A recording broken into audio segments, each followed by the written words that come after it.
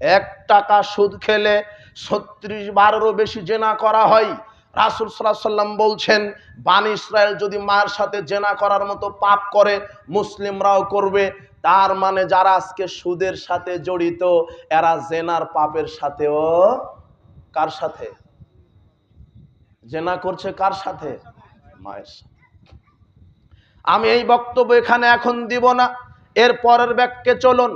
রাসূল সাল্লাল্লাহু আলাইহি ওয়াসাল্লাম বলছেন, ইন্না বানি ইসরাইলা তাফারাকাত আলা সিনতাইনা সাবিনা মিল্লাতান। বানি ইসরাইল বিভক্ত হয়েছিল 72 দলে। আমার মুসলিম উম্মত বিভক্ত হবে অতাফতারিক উম্মতি আলা 73 মিল্লাতান।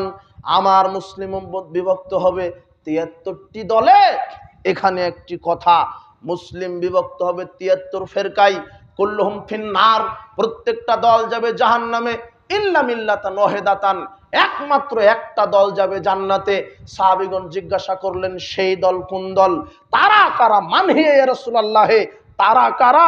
রাসূল সাল্লাল্লাহু আলাইহি ওয়াসাল্লাম তখন জবাবে বললেন, মা আনা আলাইহি ওয়াসহাবি, যারা আমি এবং আমার সাহাবীগণ যার উপরে আছে, যার উপরে আমরা আছি, আমি এবং আমার সাহাবীগণ যার উপরে আছি, এর উপরে যারা থাকবে তারাই হবে বিচার মাঠে সরাসরি জান্নাত প্রাপ্ত দল।